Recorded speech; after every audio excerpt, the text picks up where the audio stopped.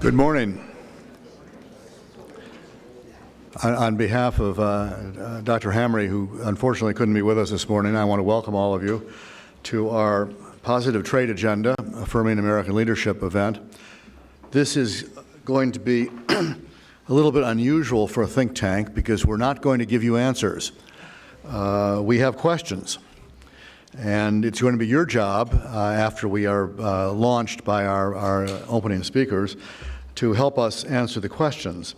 The big one is, how does America lead in a 21st century trading system that is very different from even 20 years ago? Examples: global supply chains, digital trade, major new actors. I think you'll find China figuring prominently in all three of the conversations we're going to have, as well as the remarks of our opening speakers.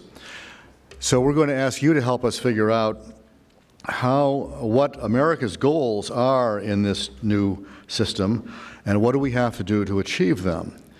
And this is going to start a process. It would be nice if you can all come up with nice, neat answers, but we don't expect that today. I hope this is going to be the beginning of something that CSIS is going to be spending some time on going forward, trying to answer those questions.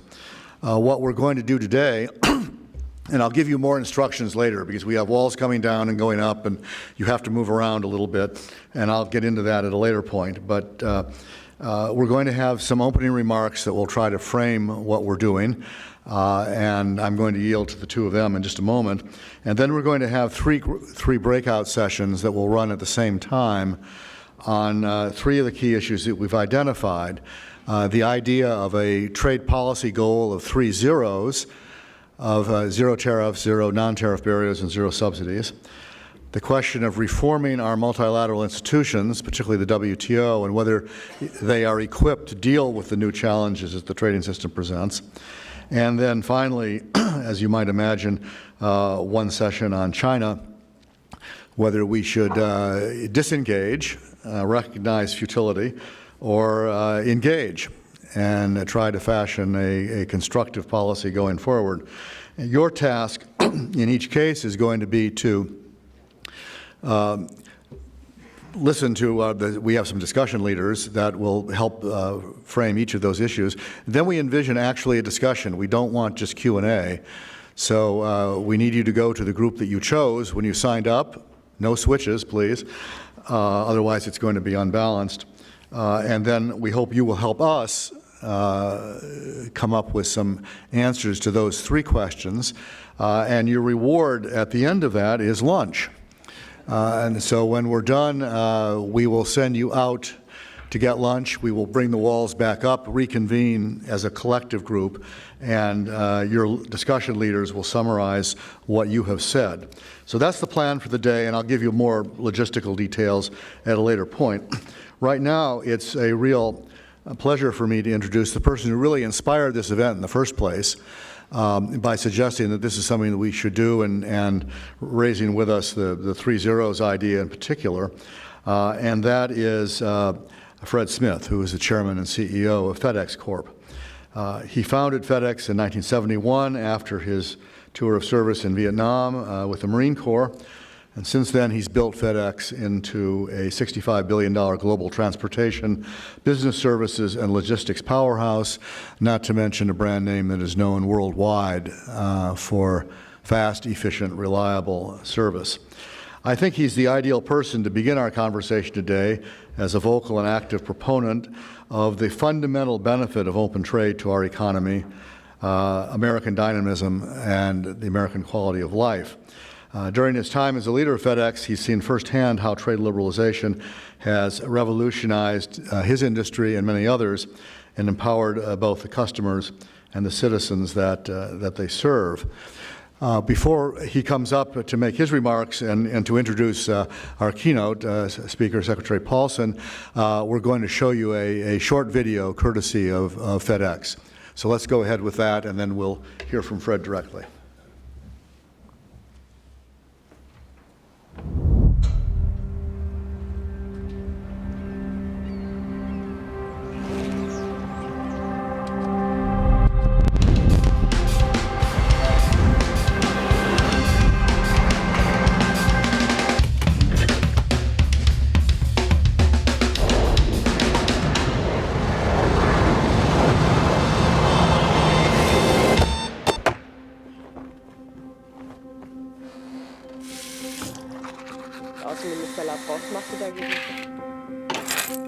It's a new day, a day like any other. A day of possibilities, a day of challenges. Today, a Colombian watch manufacturer needs to reach new markets for their one-of-a-kind timepieces. A medical firm needs their custom-designed cranial implants to arrive in the U.S. in time for urgent surgeries. An internationally renowned exhibit needs to transport the largest collection of King Tut treasures ever on display outside of Egypt. A growing seafood supplier needs to expand beyond their area without compromising quality and freshness. An enterprising fitness equipment company needs to reduce the costly errors that come with classifying their freight shipments by hand. It's a new day. People, small businesses, and enterprises around the globe looking for better ways to connect and make a difference. And the one thing they all have in common is who they choose to help them do it. FedEx. Connecting people with goods, services, ideas, and technologies that create opportunities. Providing customers around the world with a unique portfolio of business, logistics, and shipping solutions.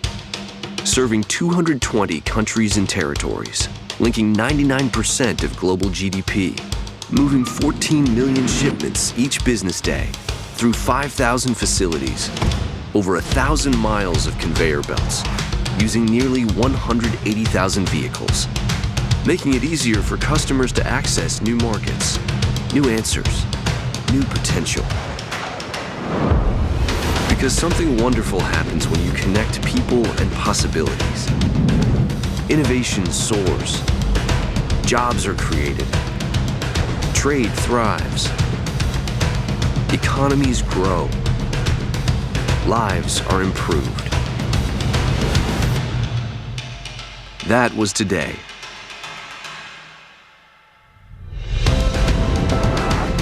And tomorrow, we'll do it all over again.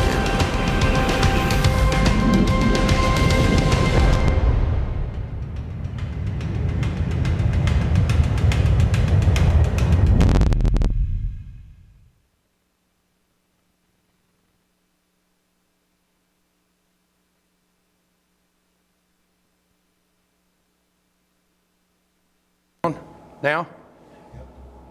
You hear what I said before? Good to see you.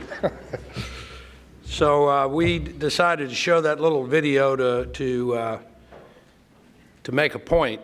And before I introduce our renowned speaker, I just wanted to reiterate what you saw in the video. FedEx sits at the nexus of global trade.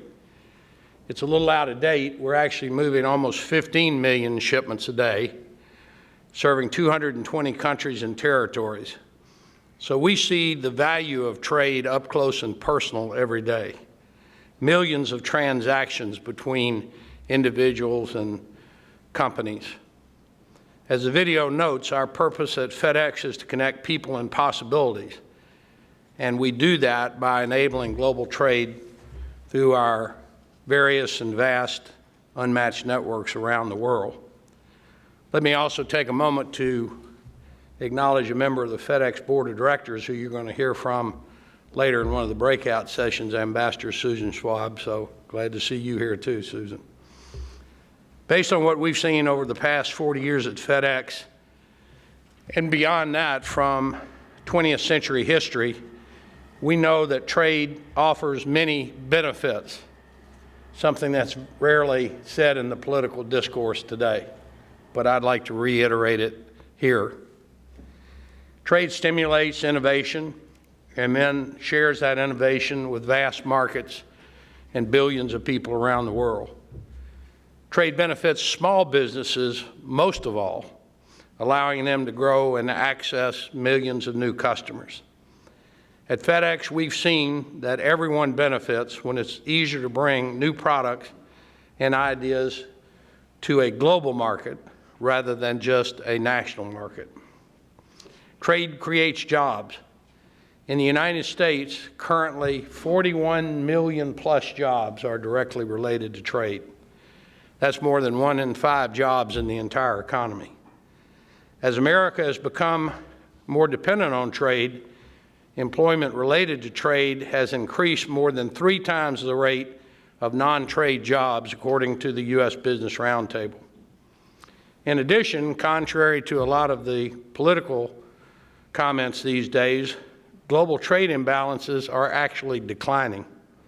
China's trade surplus is just over 1% of its GDP, down from almost 9% in 2007. This will likely continue as China and other developing economies become more consumer and service-oriented.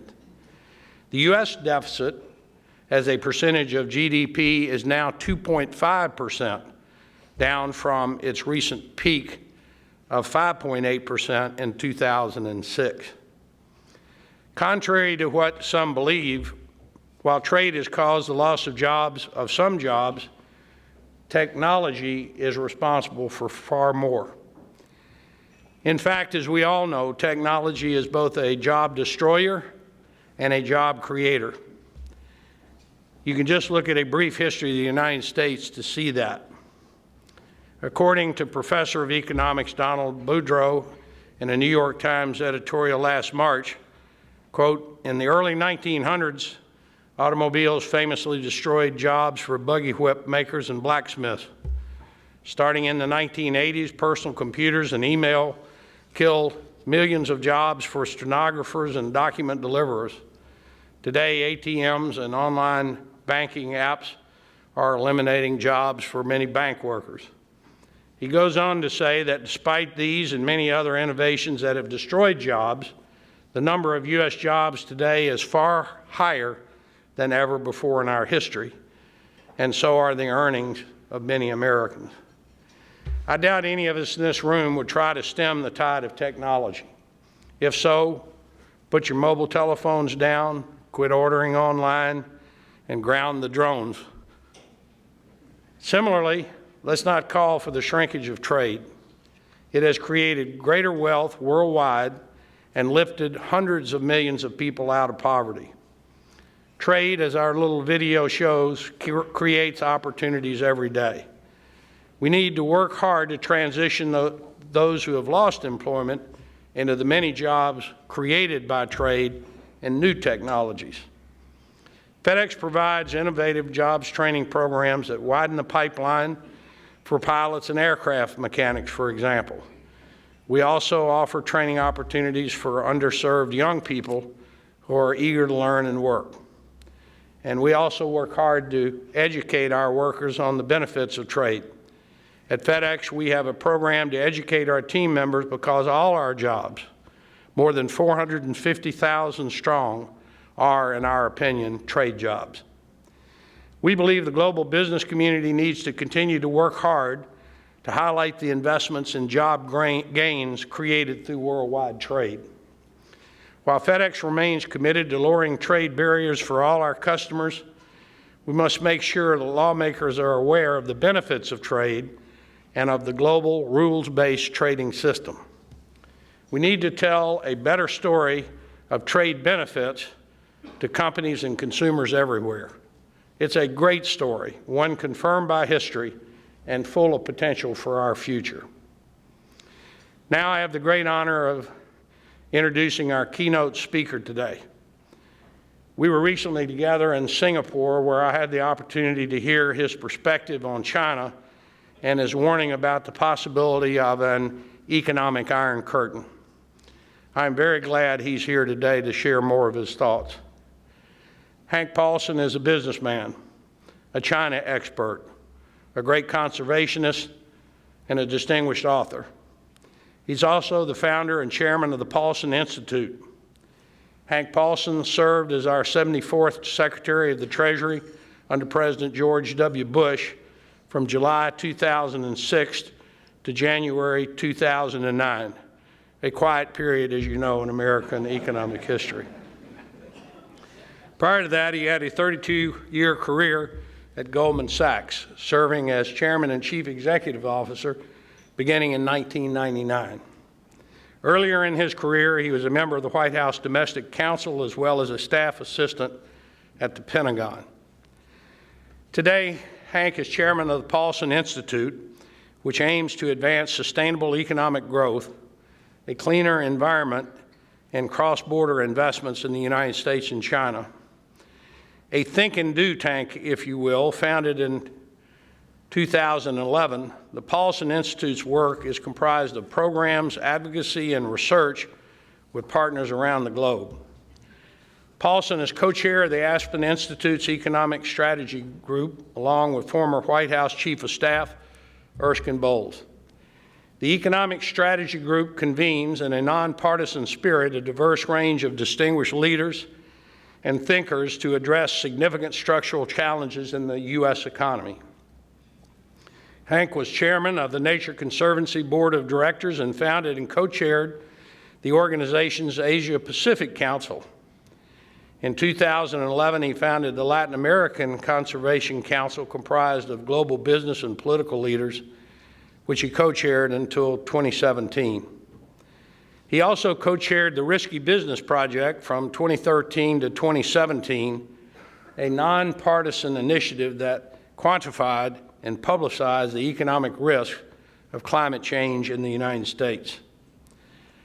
Paulson describes his experiences as Treasury Secretary fending off the near collapse of the U.S. economy during the Great Recession, which he wrote about in his book, On the Brink, and his vast experience working with scores of China's top political and business leaders and witnessing the evolution of China's state-controlled capitalism is the focus of his new book, Dealing with China.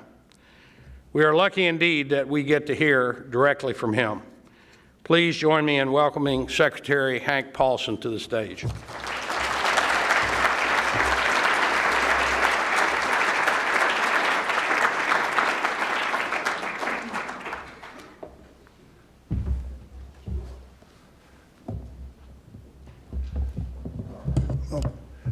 First of all, thank you very much, Fred. That's about the longest and nicest introduction I've ever had. And we'll be talking about China today, and I'll tell you, first of all, there's no better spokesman anywhere for trade than Fred. I don't think there's anyone that knows China any better than Fred. The Chinese respect strength and candor, and Fred exemplifies both of those things. And so, again, thank you very much, Fred. And ladies and gentlemen, can you all hear me? Is this working? Good. Thank you very much for joining us this morning for what I'm certain is going to be an intensive half day of discussions and exchanges. To get things started, let me send you off into your 3 breakout groups by being as blunt as I know how to be. You're going to face an incredibly big challenge. For one, the trade debate, as Fred has so eloquently said, in this city has changed markedly from just 5 years ago, much less from when I served as Treasury Secretary. Both sides of the political aisle, leaders and legislators, now question the benefits of trade. Across our political spectrum, from left to right, many argue that America has been taken for a ride. For others, the problem isn't trade, but rather trade agreements. They question the way the trade policies and practices have been conducted in recent decades by administrations of both parties. In fact, politicians on both sides are actually applauding for tariffs, something, quite frankly, I never thought I'd see. America's approaches, policies, and posture toward international trade are in play, and trade risks becoming a political football as the presumptions that once drove American policy come under question from all sides. Republicans and Democrats swat at the decisions and actions of former administrations of both parties. Meanwhile, out where I live, in the Midwest, in the heartland of America, a lot of people still depend on trade, both exports and imports. And that dependence is growing. They're crying out for solutions, not political sniping. Above all, they're crying out for access to and more opportunities in foreign markets, because that's where so much future growth is, and where opportunities lie. And that's why expansion into foreign markets is essential to their growth strategy. Frankly, some of them are also hurting. So they're starting to wonder if there's a way forward that means opportunity, not hardship. They want leaders who deliver. And so the title of today's event, A Positive Trade Agenda, is both timely and important. Now, it's no surprise that one of your three breakout groups is focused on China, because it's China, after all, that lies at the epicenter of our current trade debates. And people are rightfully focused on U.S.-China trade negotiations. My view is that China can agree to enough of what President Trump seeks to enable a deal that includes some meaningful structural changes in intellectual property protections, and one that the president can be proud of if it contains compliance and enforcement mechanisms to ensure implementation. That's essential.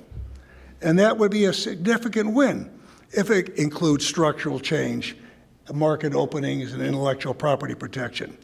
But I also happen to believe that even assuming a successful trade agreement, the underlying tensions will persist and will be particularly intense in technology-related trade and investment. And that is what I want to talk about this morning.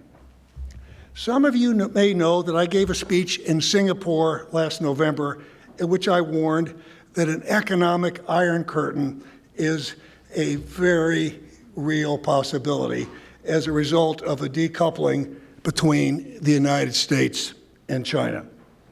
Sadly, nothing has happened since November that has changed my view or softened my concerns. That is a function, first, of Chinese choices. Second, it reflects American choices. Third, it is because national security concerns are now bleeding into virtually every aspect of our economic relationship. And fourth, it reflects a reality and intensification of strategic competition between the United States and China. The United States and China have always had a turbulent relationship. And that turbulence, the cyclical ups and downs in U.S.-China relations, has never gone away. But I believe now something of deeper significance is happening. We're moving beyond cyclical ups and downs. A variety of structural factors and serious policy and strategic disagreements have fueled the emerging consensus that China is not just a strategic competitor, but very possibly our major long-term adversary. Nobody is arguing against dialogue, but nearly everybody in the United States is arguing that the results of dialogues have been poor. In large part because China has been slow to open its economy since joining the WTO, the American business community has turned from advocate to skeptic and even opponent of past U.S. policies toward China. American businesses don't want a tariff war, but American business does want a more confrontational approach from our government. And against that backdrop, we must look warily at the prospect of what until now has been a healthy strategic competition could lead in directions that tip into full-blown Cold War. I spoke at length at Singapore about how we arrived at such a moment of heightened tensions, with a big emphasis on China's policies, practices, and behavior.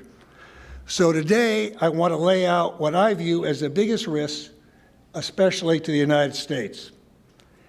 And I'll make a few modest suggestions as how to begin the long process of setting U.S.-China relations onto a more sustainable footing.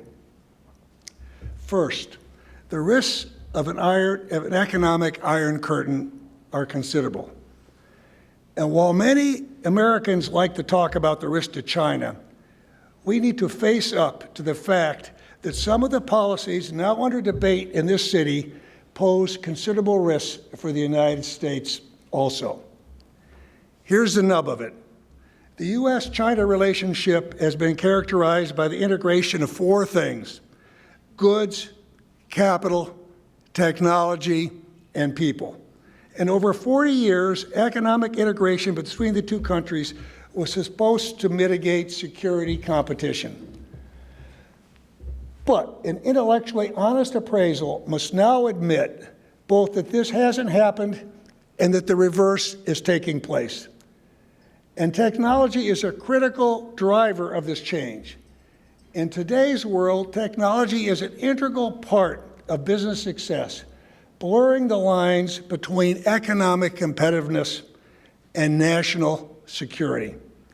The result is, after 40 years of integration, a surprising number of political and thought leaders on both sides advocate policies that could forcibly de-integrate two countries across all four baskets. The integration of trade and goods could come undone as supply chains are forcibly broken, especially for those that use sensitive technology. Integration through cross-border capital flows will come under ever greater pressure as restrictions on Chinese investment take hold across big sectors in the United States. The integration of people, especially the brightest young students, could also stall as Washington potentially bans Chinese students from studying for multi-year PhD or postdoctoral programs in whole categories of science and engineering subjects. But most important of all, if this trend continues, we need to consider the possibility that the integration of global innovation ecosystems will collapse as a result of mutual efforts by the United States and China to exclude one another. Some in the United States now advocate a Cold War-style technology denial regime. And this is partly because of a growing consensus that China has been using policies and strategies that foster the indigenous development of technology, and what they're setting to do is to set their own standards and ultimately pursue self-reliance.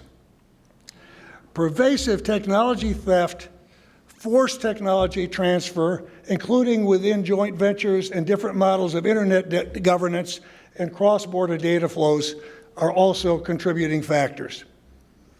Yet innovation and technology cannot be separated from business competitiveness. So such a balkanization of technology could further harm global innovation, not to mention the competitiveness of American firms around the world. But more than that, I'm convinced that this has the potential to harm the United States in ways too few people in Washington seem to take seriously. They're focused on ways to hurt China and attenuate its technological progress in advanced and emerging industries. But they're less focused, they should be, on what that effort might mean for America's own technological progress and economic competitiveness.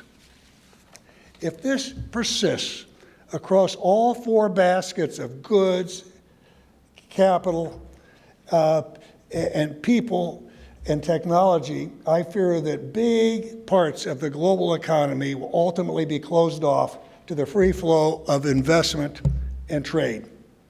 And that is why I see more clearly than ever the prospect of an economic Iron Curtain, one that throws up new walls on each side and unmakes the global economy as we have known it. That is what concerned me in November, and it remains my concern today. Now, the good news is that many of the changes that have been or are being made to America's investment screening mechanisms and export control procedures were vastly overdue and therefore are quite appropriate. Let's just take investment. I helped lead the 2000 effort to reform our national security investment review process, or in Washington acronym speak, CFIUS, because I felt strongly that it needed to be updated to reflect new challenges. And since I never thought the CFIUS process should be static, it won't surprise you to know that I also welcome the more recent updates to FIRMA, the Foreign Investment Risk and Review Act, and, the Foreign Investment Risk Review and Modernization Act. That's a big mouthful. Okay, and I see those changes as necessary. One thing that was overdue was to subject critical infrastructure and sensitive data, not merely controlling ownership stakes in companies, to a process of review, screening, mitigation, and occasional rejection. And that is why, generally speaking, I also welcome elements of a wisely implemented ECRA, the Export Control Reform Act, which is a necessity to update our export controls. And so again, this is very much overdue. Every business and innovation leader that I talk to welcomes closer government-industry collaboration to do just that. Every one of them hopes it will lead to robust, strong, and enduring American leadership. But these businesses and innovation leaders worry too. They worry about the vast scope of restrictions. They're worried that we will fail to define emerging and functional technologies with care. They worry that government bureaucrats who do not fully grasp all of the dimensions and applications of the technologies at stake will administer controls with a blunt hammer without fully considering all of the consequences of their actions and the collective impact on our nation. They worry that ultimately we risk walling off whole classes of knowledge, technology, and innovation. And they worry that this, in fact, will backfire, undermining American innovation leadership while China and others continue to jointly innovate with one another. So while, of course, we need to handle components that are made in China with particular care, and while we need to be eternally vigilant on national security grounds, we also need business and government to work together with wisdom and care. The problem with applying a blunt hammer is it can end up breaking everything. If you aim to hurt others but end up hurting yourself, you cannot always recover for a second chance. In one potential scenario, or in the extreme case, we could end up sequestering so much important technology in the United States that American companies no longer participate in international supply chains for the fastest growing industries. What would that mean for us? For one, America would abdicate a role in setting global standards in key industries. For another, the U.S. innovation engine would lose its place as the world's most attractive investment destination. And that is because my friend and former Bush administration colleague, Dan Price of Rock Creek Global Advisors, says that in Silicon Valley, the ultimate prize is the next unicorn. And that unicorn won't be nearly as attractive as if it could only graze in the United States of America. Now, as a practical matter, rather than as an aspirational one, China still relies on a lot of global capital, trade, investment, and foreign know-how. And so the most strident calls for decoupling are actually coming from the United States and to a lesser extent from Europe, not from China. Although China, it is true, is now taking urgent steps to try to indigenize its supply chain, something that some in that country have always urged. But here's the problem for our country, for those who advocate a U.S.-China divorce. Decoupling is easier when you're actually a couple. But the United States and China are not, in fact, a couple. There are more than two players here, and the rest of the world gets a vote. For instance, I do not believe that any country in Asia can afford to divorce China or even wishes to. And that may explain why the United States is getting more traction with its confrontational approach in G7 economies of Europe and Japan than in the G77 economies of developing Asia, Africa, Latin America, and Oceania. Like the United States, some other advanced industrial democracies may now seek to strip Chinese equipment out of backbone technology systems. But most, I would say this, if not all, developing countries will not. And the signs from some of America's closest partners, including Britain, Germany, and Israel, are at best ambiguous. And so in its efforts to isolate China, the United States risks isolating itself. Frankly, de-integration is inevitable and even necessary in some areas to protect our national security.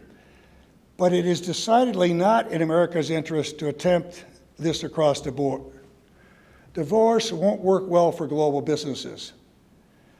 And the same could be said for trade policies that drive companies and countries away.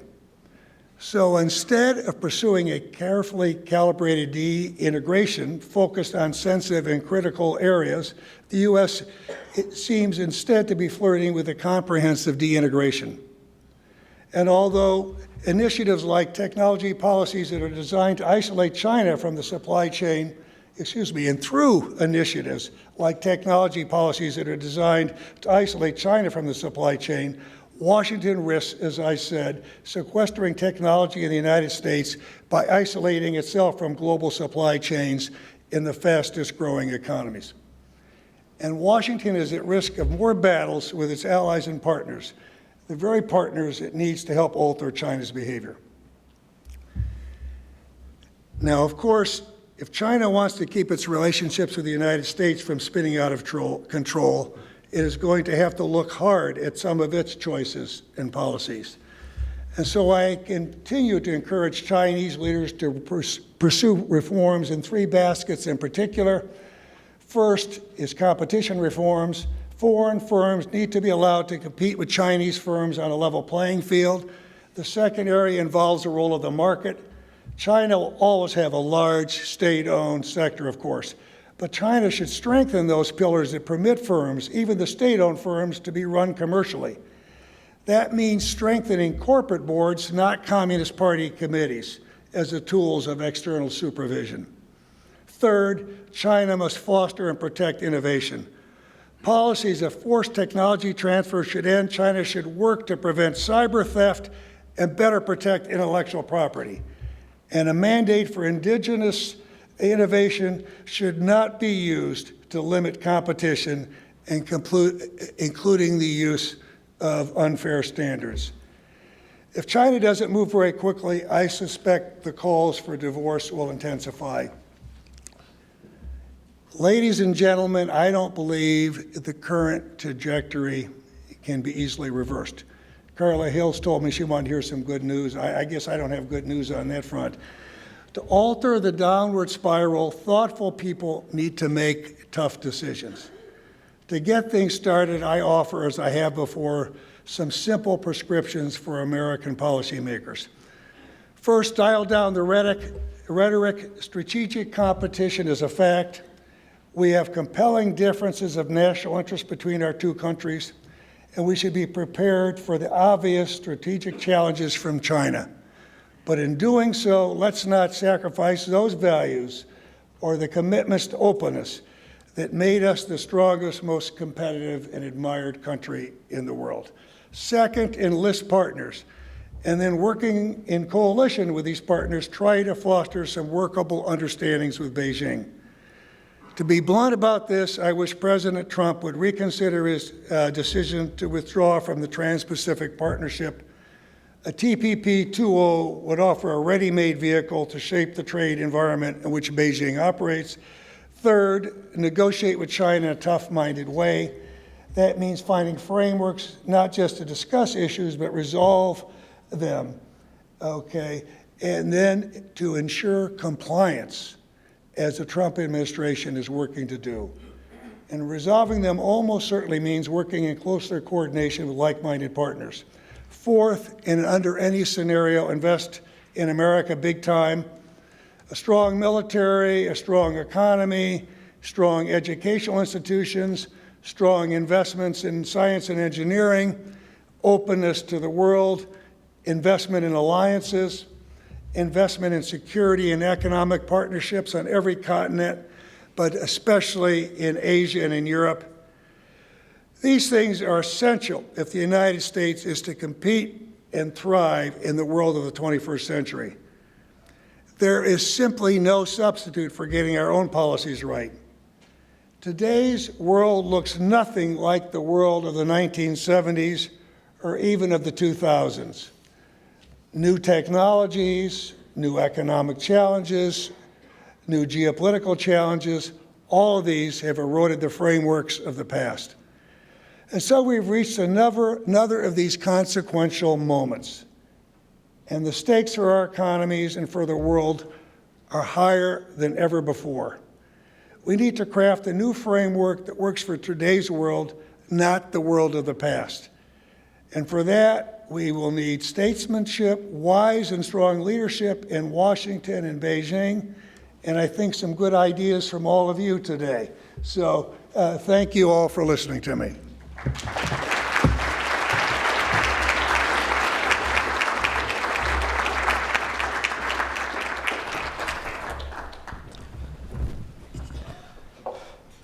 So thank you very much for some great framing remarks and some excellent recommendations that will get us off to a good start. We have a few minutes for a conversation up here before we break. And so I'm going to take advantage of the extra time and ask the Secretary to respond to a couple questions.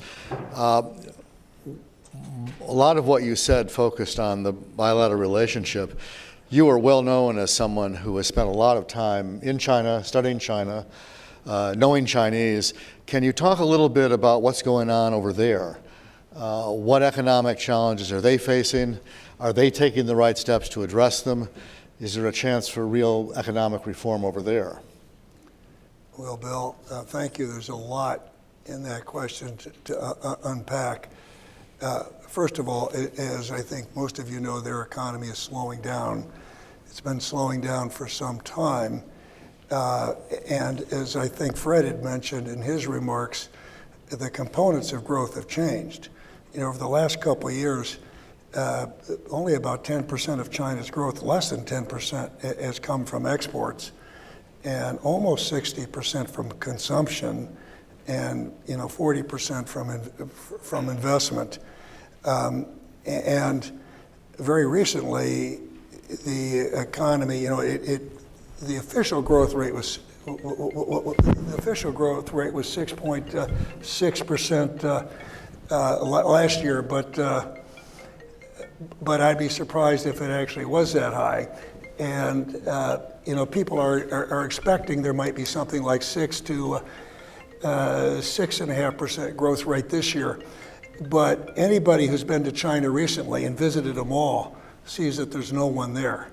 I mean, it is really, consumption is really slowed. I think a big part of that has been what's happening to the housing sector. And that's where a lot of the spending is going on, young people paying a lot to buy expensive homes and then to decorate them. And so that's slowed down quite significantly. Part of the slowdown is no doubt related to the tariffs, but I don't think that's the biggest part. And there is also an inhibiting factor is this massive buildup of debt at the subnational level, and these tens of thousands of state-owned enterprises there that are really just borrowing arms of the local government. And because that poses a real risk, the Chinese, I think wisely, have been slow to use monetary stimulus and other forms because they've been concerned about the leverage. So growth has slowed down. Now, in terms of reform, if you look at it in the domestic context from the Chinese perspective, Xi Jinping is just, is reformed, virtually looked to reform every aspect of China, from the Chinese society, social, political, military, economic, et cetera. And there's been some real success. I mean, in terms of air quality, they've achieved much more success than people would have expected very quickly, and in terms of anti-corruption. But in terms of the economy, when he came in, he said, the markets are going to be decisive when it comes to allocating economic resources. And that isn't what's happened.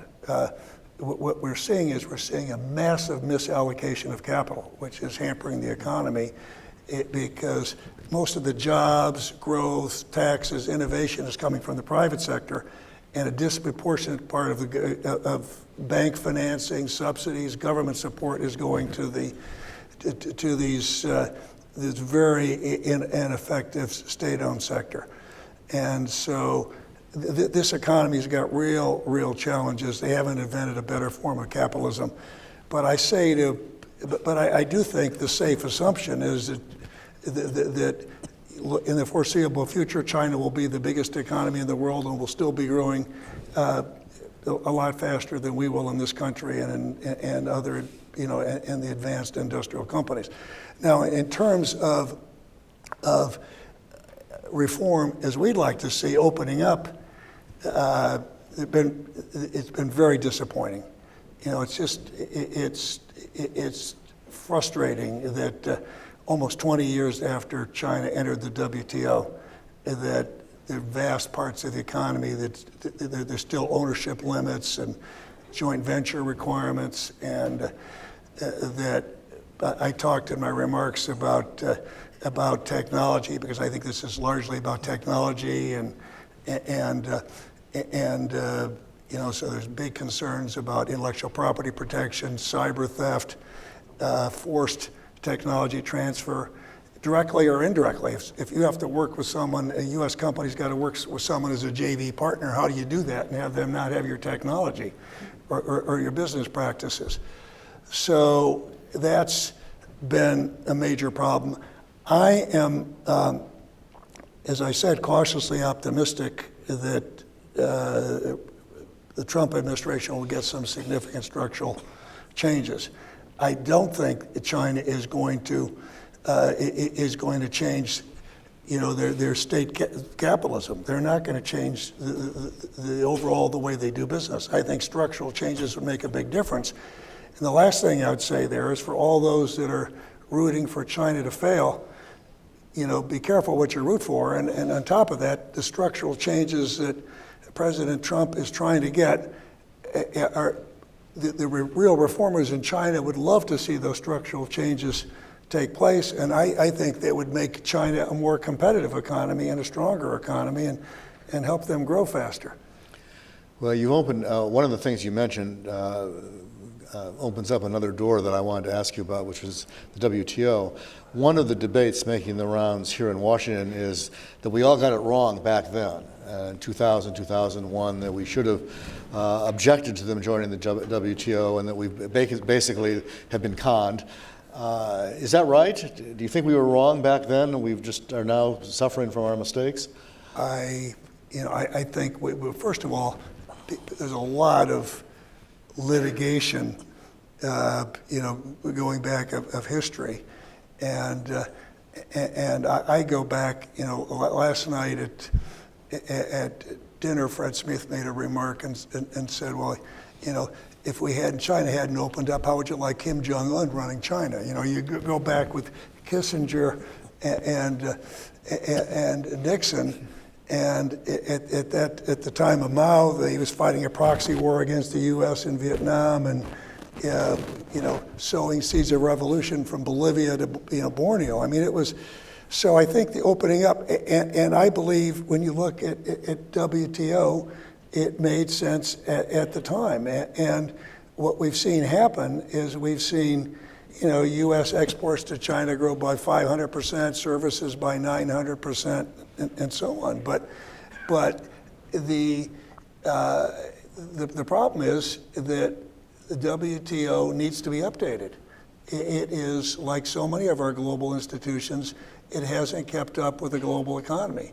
No one foresaw a company the size of China, with the success that China has, and with all of the barriers they have, the protectionist tool of choice today, at least until more recently, wasn't tariffs. It was all the non-tariff barriers, the standards, the licensing, the regulatory barriers, all the things that the TPP tried to deal with. So I think that I look at what's happened, and China's been a big driver of global economic growth, and there's been a lot of benefits, hundreds of millions of people coming out of poverty.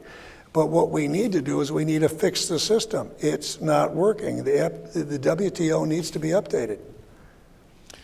Well, that's, I'm glad you said that, because that is precisely the topic of one of the breakout sessions coming up. This was not arranged in advance, by the way, but you've really opened the door to the discussion I hope we have, which is going to be about reform, but also whether the institutions that we've got really are equipped to deal with a problem the size of China. Well, there's very few. Let me just say this.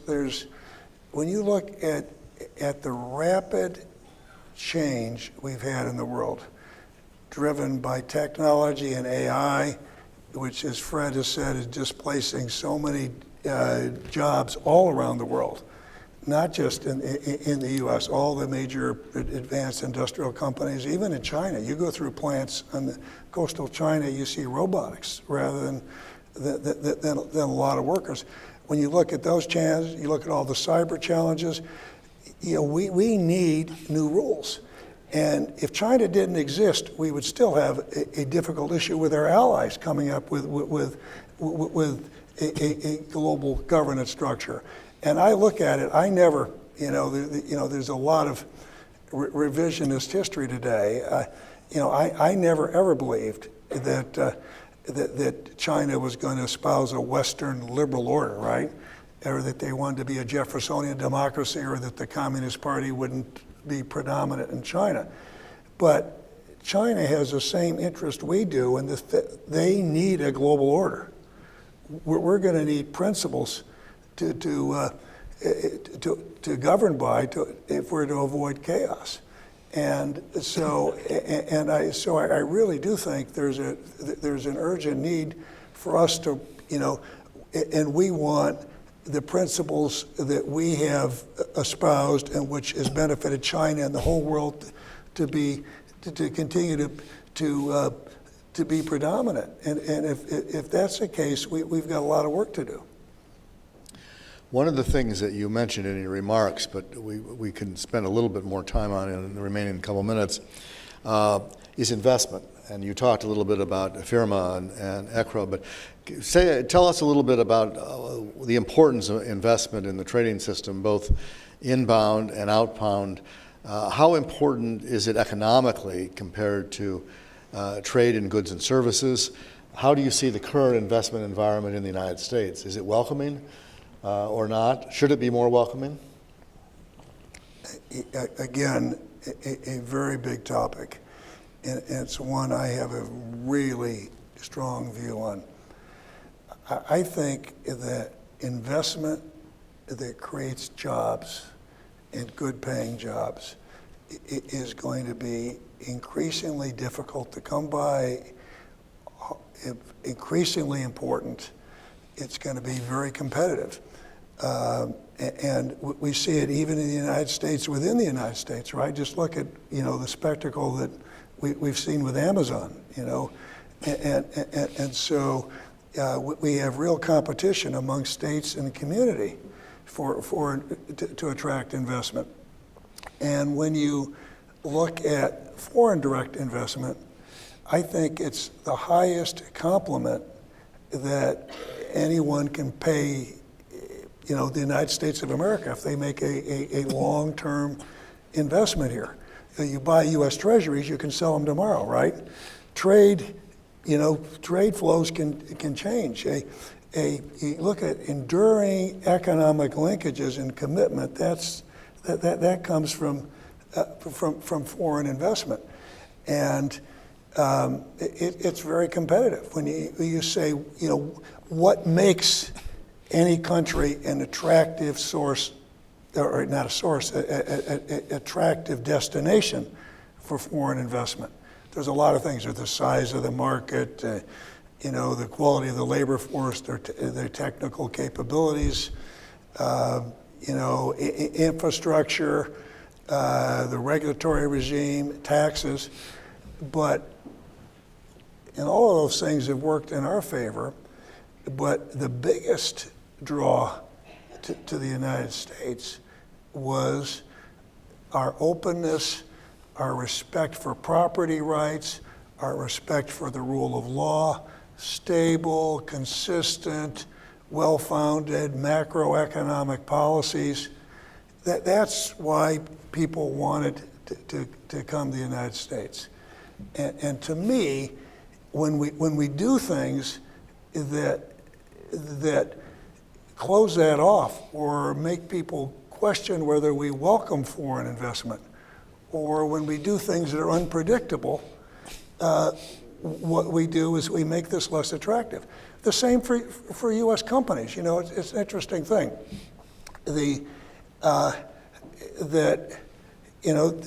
Hopefully the tariffs will be very successful in bringing China to the table and getting an agreement. But there's a cost to these things. And there's a short-term cost, and a short-term cost we all know what a tax like that does, and consumers pay the cost in the United States. The long-term cost is, will U.S. companies continue to be attractive partners in someone's supply chain if they believe the U.S. can come in and break that apart at any time? And so again, when we need to think of long-term competitiveness, and I think investment is critically important. Along that last point, and this is probably the last question, can you say a few words about outbound investment? Because this administration in particular has suggested that what they really want American companies to do is stay here and invest here and not go over there and not build supply chains over there. I've got a real strong bias here, and I think it's grounded in facts. And I've always taken it as a certainty, as something that people understood. And I'm recognizing the case has to be made, and it has to be made better.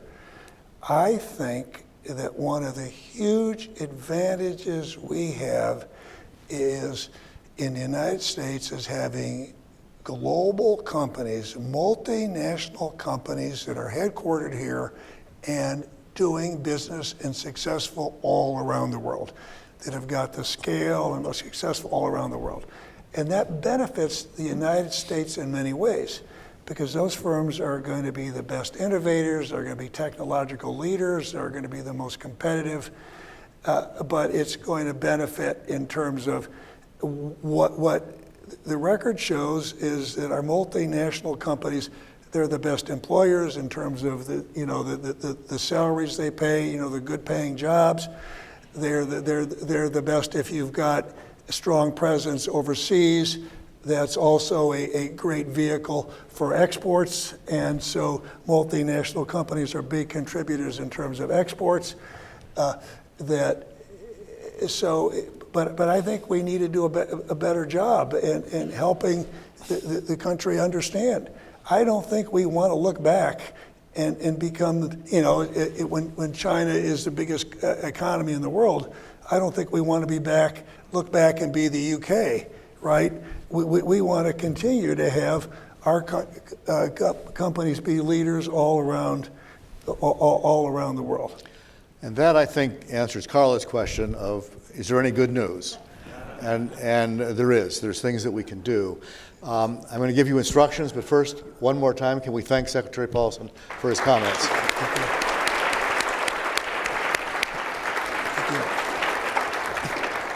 Now, here's what we're going to do. We're going to have a coffee break, and you need to go and have a coffee break because we're going to bring down the walls, rearrange the furniture. When we bring you back, which will be when the walls are down, please come back and the tables will be squished a little bit. If you are in the 3-0s group, your breakout session is over there. If you are in the Reforming Multilateral Institutions group, you are here in the center. If you're in the China group, you are over there where the windows are. So when you come back, once the walls have come down, please go to the group you signed up for, meet your discussion leaders, Scott Kennedy there, and Matt Goodman here, and Scott Miller over there, and meet the discussion leaders who are identified in the program you have. And now it's your turn to go to work. When you're done at 11:45, your leaders will send you back out for lunch, get lunch, and then once the walls are back up, bring it back in here and join us again at the tables for the wrap-up. So that's the instructions. Go to it.